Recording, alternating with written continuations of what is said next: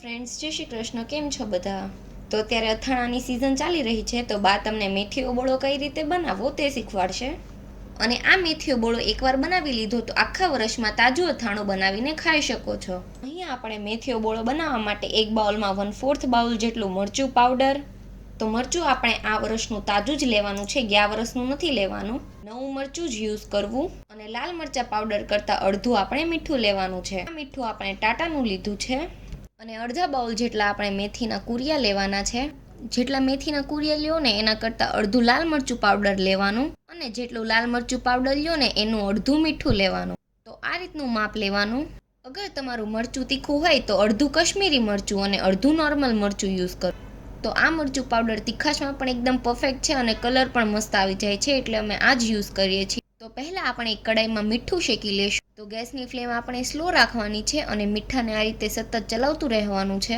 તો મીઠાને આપણે અડધા મિનિટ જેવું શેકી લેવાનું છે. તો મીઠાને આ રીતે શેકવાથી અથાણું આપણું સારું રહે છે. મીઠું આપણું શેકાઈ જાય ને એટલે તેને આપણે ડીશમાં લઈ લેવાનું. પંખા નીચે તેને મૂકી દેવાનું એટલે ફટાફટ ઠરી જાય. અને જે આપણે મેથીના કુરિયા લીધા છે ને તેને મિક્સરની જારમાં ઉમેરવાના છે. તો મેથીના બોળાને આપણે મિક્સરમાં આ રીતે ક્રશ કરવાનો છે, ચાલુ બંધ કરીને. એકદમ પાવડર નથી કરી નાખવાનો, આ રીતે કરકરું રહીને એ રીતના રાખવાનો છે. તો હવે આપણે આ મેથીના બોળાને એક ડીશમાં લઈ લેવાનો. અને કડાઈમાં આપણે એક મોટા ચમચા જેટલું તેલ ગરમ કરવા મૂકીશું. તો અહીં આપણે શીંગ તેલનો યુઝ કર્યો છે.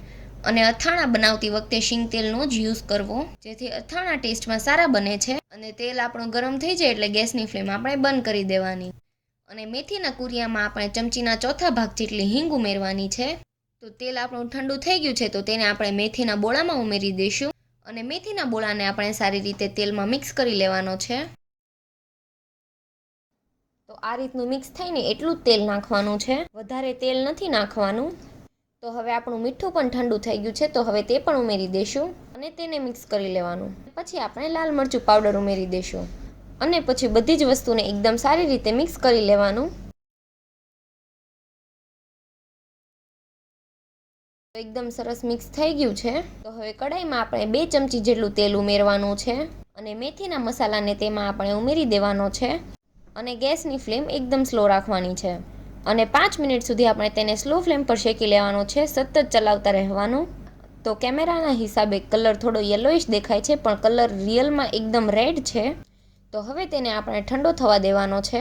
અને ઠંડો થવા માટે તેને આપણે એક ડીશમાં લઈ લેવાનો. તો તેને 6 કલાક સુધી ઠંડો થવા દેવાનો છે. તો 6 કલાક જેવું થઈ ગયું છે અને આપણો મેથીનો બોળો એકદમ સરસ ઠંડો થઈ ગયો છે. અને તમે કલર પણ જોઈ શકો છો. અને પછી એક આ રીતની કાચની જાર લેવાની છે. મેથીના બોળાને હંમેશા આપણે કાચની જારમાં જ ભરવાનો. ઠંડો થઈ જાય પછી તેને આપણે કાચની જારમાં ભરી લેવાનો. અને જો તમારે જાજો બોળો બનાવવો હોય તો પહેલાં જે માપ દીધું હતું તેનું ડબલ કરીને બનાવી શકો છો. અને આ મેથીનો બોળો તમારે કોઈ પણ ઇન્સ્ટન્ટ અથાણા બનાવવા હોય તેમાં વાપરી શકો છો. અને આ મસાલો આપણે બહાર જેવો મળે ને એસકેનો મસાલો એવો જ બન્યો છે. તો આ મસાલો તમે રેગ્યુલર દાળ બનાવો ને તેમાં પણ યુઝ કરી શકો છો. ખીચું સાથે પણ ટેસ્ટમાં બહુ મસ્ત લાગે છે. તો શિયાળામાં જે લાલ મરચાં આવતા હોય ને તો તેમાં પણ આ મસાલો નાખીને યુઝ કરી શકો છો. અને તમારે જેટલું અથાણું કરવું હોય એ રીતનો બોળો ભેરવી દેવાનો. તો આ આપણો મેથીનો મસાલો તૈયાર થઈ ગયો છે.